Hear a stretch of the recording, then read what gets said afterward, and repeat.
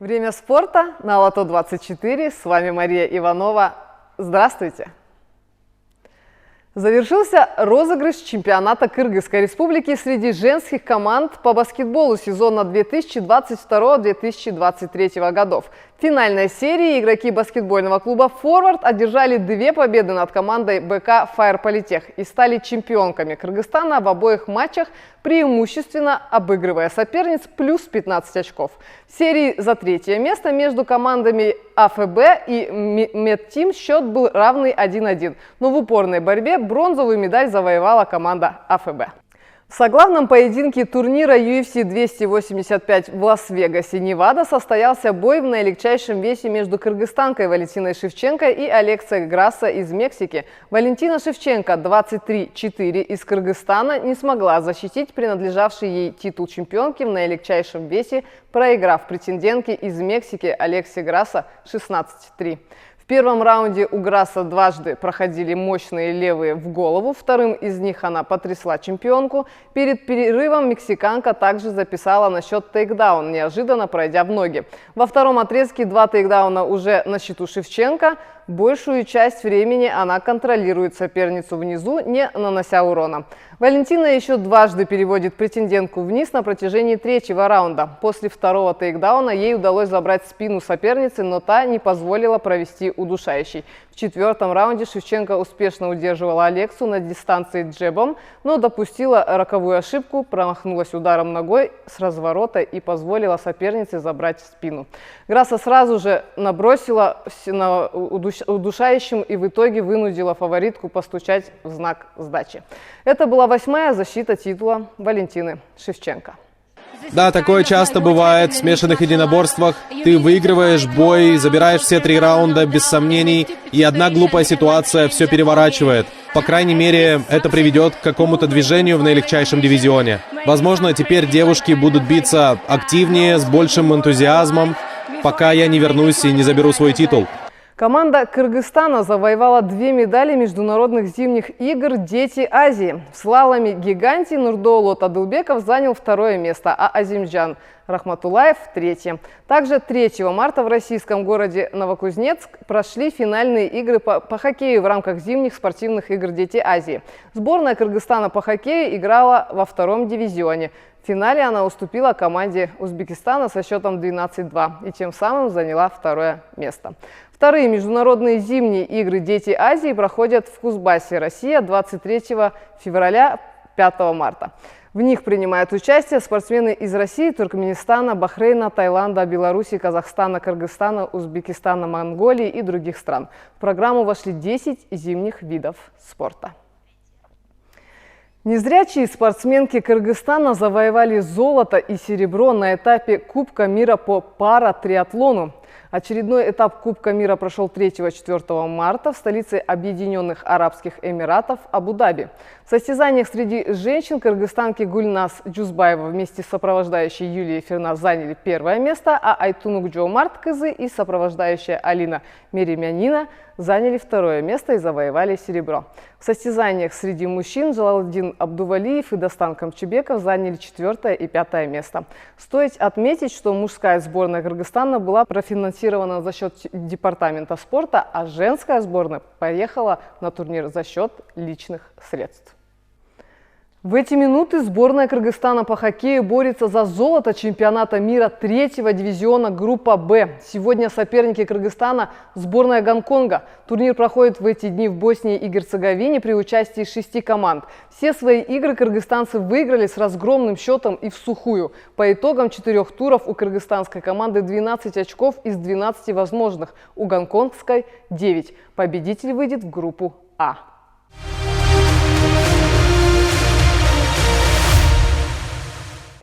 Определились место и дата самой ожидаемой схватки борцов греко-римского стиля Акджола Махмудова из Кыргызстана и Романа Власова из России. Поединок пройдет 26 апреля в Алматы, Казахстан, в рамках очередного вечера борьбы Международной бойцовской лиги «Поддубный рестлинг лиг».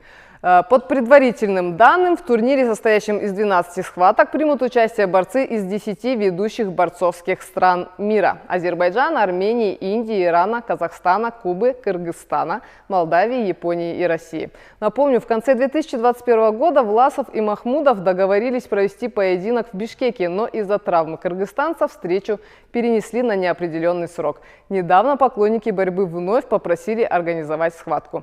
Роман Власов – двукратный олимпийский чемпион и трехкратный чемпион мира. Акджол Махмудов – серебряный олимпийский призер, двукратный чемпион мира. Команда из Кыргызстана «Калкан» заняла 3-е место в главном состязании турнира «Полоса препятствий» на международных соревнованиях подразделений специального назначения УАЭ «СВАТ Челлендж-2023». В течение 5 дней сотрудники спецподразделений выполняли различные тактические задания, в ходе которых преодолевали препятствия, поражали мишени из различного оружия, а также освобождали заложников и эвакуировали раненых. По окончании турнира команда из Кыргызстана, представленная военнослужащими сил специального назначения 9-й службы ГКНБ Кыргызской Республики, заняла итоговое 8-е место. УАЭ «СВАТ Челлендж-2023» – неофициальный чемпионат мира среди спецназов силовых структур. Команды-участницы соревнуются в 5 испытаниях – тактическом, штурмовом, спасении офицеров, вышках и полосе препятствий, которые оценивают тактическую подготовку, способность концентрироваться и физическую выносливость команд. Соревнования придумали для содействия, обмена опытом и развития возможностей спецназа. В УАЭ «СВАТ Челлендж-2023» приняли участие 55 команд из 28 стран. Под патронажем гостя сегодняшней передачи «Время спорта» проходят чемпионаты страны по нага-грэпплингу и кулату Эртаймаш. Он взрастил ни одного успешного бойца и победителей различных лиг ММА. Вы, наверное, уже догадались, что это вице-президент Всемирной Федерации кулату, тренер сборной Кыргызстана по кулату Эртаймаш Эмиль Токтогонов. И сегодня с ним его воспитанницы, это Анель Токтогонова и Бактыгуль Курманбекова. Очень рада вас видеть здесь сегодня в студии. Спасибо, что нашли время. Здравствуйте. Да, и давайте немножечко начнем о предыстории, о ваших воспитанницах, так как у нас не так много спортсменок, девочек в смешанных боевых единоборствах. Рассказывайте.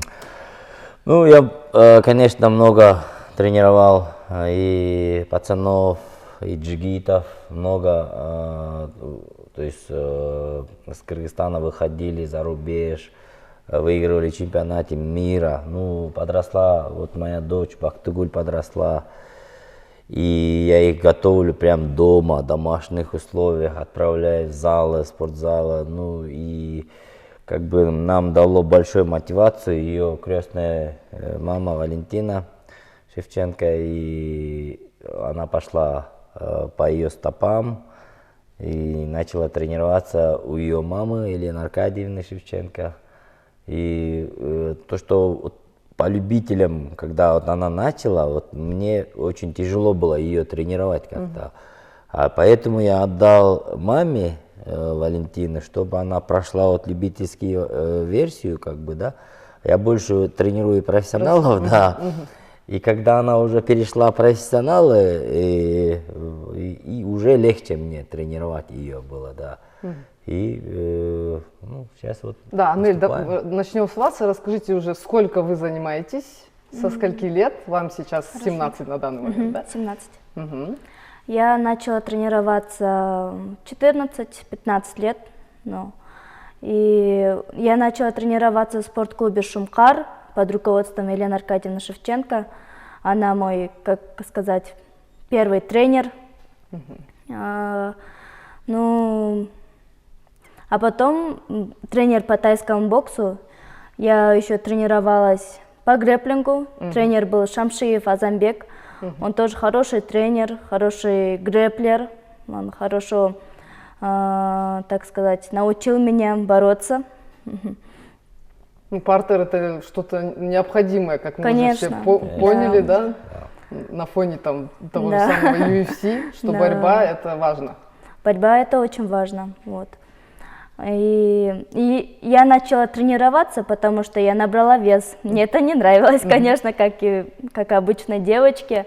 Я была обычной девочкой, я пошла на тренировку, чтобы немножко постройнеть, там, А Похудеть. потом, да, похудеть. И в итоге меня туда занесло, я стала как бы, это все стало частью моей жизни, и я просто не смогла расстаться с этим. Мгм. Замечательно. Слушаю вас, Бактыгуль, со скольки лет вы начали, сколько вам сейчас лет? Мне сейчас 18 лет. Я тоже начала где-то 14-15 лет начала драться. И я любительские бои, ну, я там дралась. И мой тренер это Елена Аркадьевна и Эмиль Агай. Вот они тренируют, они есть, и я тоже здесь есть. Мгм. А почему вот все-таки выбрали именно смешанные единоборства? То есть это как бы более мужественный считается вид спорта, но в последнее время очень много появилось все-таки девочек, да, в этом виде спорта. Вот расскажите, почему вот ваше желание возникло тренироваться? Я раньше, когда я маленькая была, я смотрела UFC, я там Валю, Конор Макгрегор. Я очень много бойцов знала, я тоже хотела вот так выступать, хотела, ну, я думала, что у меня не получится, ну, и вот, Оказывается, да, можно, оказывается, можно просто. Да. Хорошо, Анель, расскажите, у вас недавно был бой, вы достаточно быстро на него в один день просто, да, собрались. Ну вот, все-таки этот вызов был вам важен. Почему? Потому что это как бы ваш вот этот шаг, переход именно из любительского в профессиональный вид спорта, или вам в принципе все равно, кто против и сколько вам времени дается на подготовку? Конечно, нужно учесть в том, что я должна была готовиться, это все профессионально, нужно готовиться обязательно к каждому бою очень серьезно, но так как мы не отказываемся ни от какого боя, ни от какого поединка, мы сразу же решились туда пойти, подраться. И даже если я проиграла, даже если я это сделала, я чувствую себя победительницей, потому что для меня это был огромный опыт, для меня, новичка, начинающего, что вот так вот выйти за короткое время, согнать вес, подготовиться морально, физически, это все для меня было опытом, послужило опытом, и я осталась в побеждении. То есть получается у вас 2 победы и 1 проигрыш. Все верно, да? И у Бактыгуль точно Да, у так меня же. тоже. Одинаковый рекорд. Вот, продолжите, почему вы все-таки решили из любителей перейти в проф? Почему? Потому что к этому шло, то есть как профессиональный тренер, как вот основатель ММА в Кыргызстане, у нас есть любительская лига Amateurs, ВФ Amateurs, оттуда выходят наши все бойцы, даже вот Бусурманкулулу, Абдибайт Бусурманкулулу, все, которые вот сильные бойцы есть у нас, они оттуда выходят. Это завод бойцов или фабрика ММА бойцов, да, ВФ Amateurs.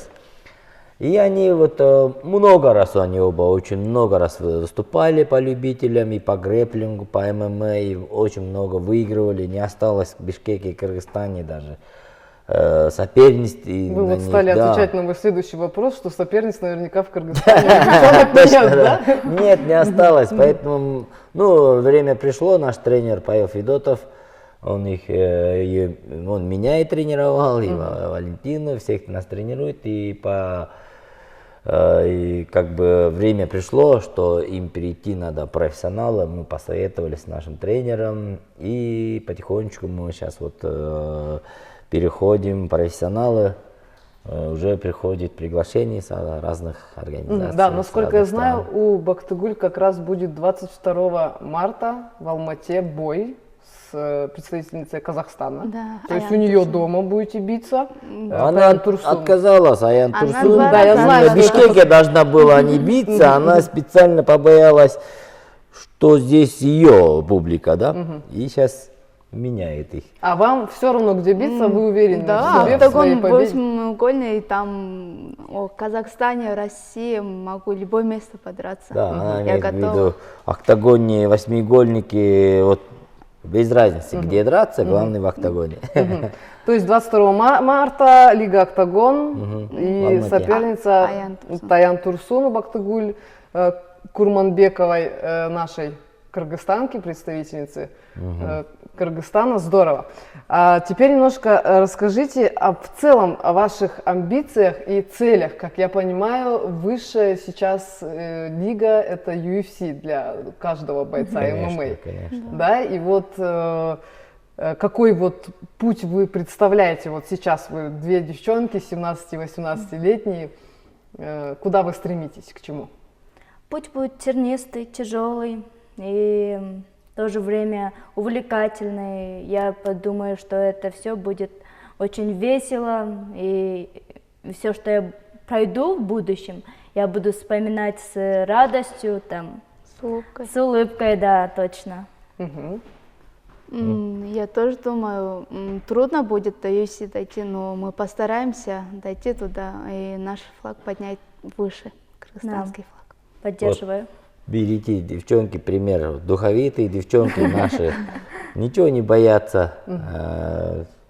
Они даже говорят, будем смеяться, когда будут биться. То есть они тяжесть смотрят с улыбкой. То есть вот мне тоже как к женщине поговорить все-таки, да, вот я сама баскетболистка, мастер спорта, но я попробовала себя и как бы в кикбоксинге, в боксе, где-то не хватило, возможно, там времени, уже я в позднем таком возрасте это все попробовала, но всегда девушка переживает за свою внешность, да, там все равно в боях где-то страдает лицо. То есть как вы к этому относитесь?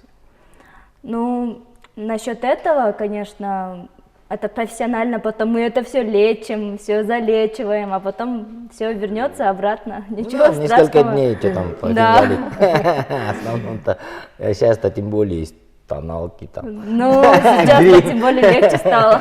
Да, что правда. Эмиль, к вам вопрос, как вот если, допустим, вот девчонки, которые сейчас там сидят у экранов телевизоров, смартфонов и всех прочих гаджетов, и захотят тоже прийти и тренироваться, куда идти, куда писать, звонить, не знаю, обращаться, потому что, ну, видно, что вы настроены хорошо, у девочек уже есть такой бэкграунд, что они себя проявляют, с ними боятся даже выступать на нашей земле, что показатель, да, что... Да. Просто у нас есть залы, очень много наших федераций, есть у нас сайт VF Amateurs, VF News.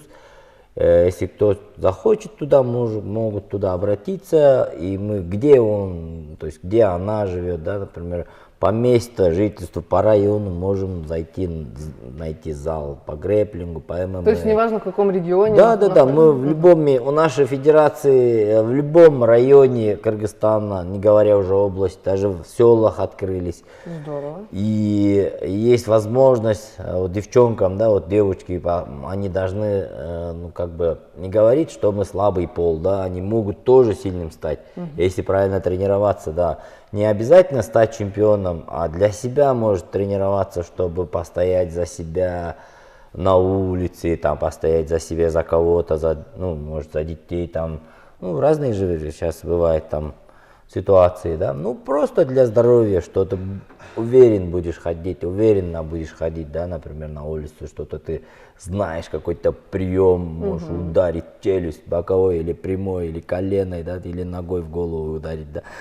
Не, как раз таки вот я пошла именно вот на боевые виды спорта, потому что мне хотелось именно общую физическую подготовку, очень воспитывается реакция. Грэпплинг, да, вам скажу, вот, например, девчонки же многие ходят в фитнес, коррекция фигур, на самом деле грэпплинг дает это все, не обязательно ходить в фитнес, ну, плюс к тому, что если ММА грэпплинг сделать, он будет, то есть если ты в фитнес ходишь, просто качаешься, а ты тут как навыки приобретешь, ты уже знать будешь. Ты его даже вот 3 месяца потренируйся самооборону, ты будешь знать какие-то удары, и ты их никогда не забудешь в жизни. То есть нас же учат А, Б, В, Г. Мы же никогда не забываем, все время можем проснуться и написать. И то же самое в боевых единоборствах.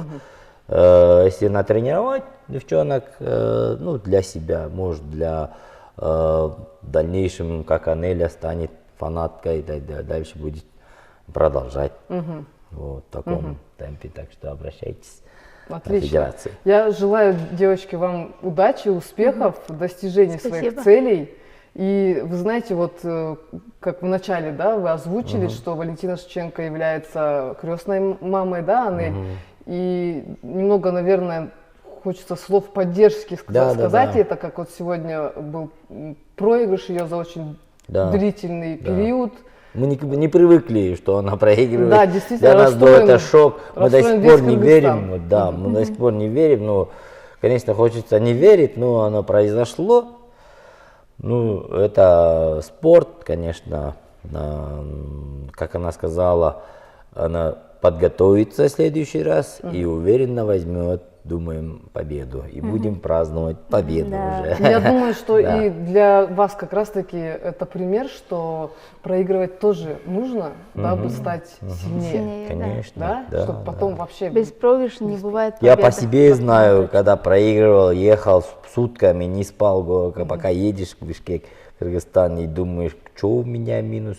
И всю ночь думаешь, что мне надо делать. И дает этот проигрыш, давал мне всегда мотивацию больше тренироваться, больше показать себя и сильным быть. То есть поэтому, девчонки, тренируйтесь. Только вперед. Вперед только. Конечно. Спасибо большое. А я напоминаю вам, дорогие телезрители, что в гостях передачи «Время спорта» сегодня был заслуженный тренер Кыргызстана, тренер сборной Кыргызстана по кулату Эртаймаш Эмиль Токтогонов и его воспитанницы Анель Токтогонова и Бактыгуль Курманбекова. Спасибо вам. Спасибо, Мария, приятно. вам тоже. До свидания.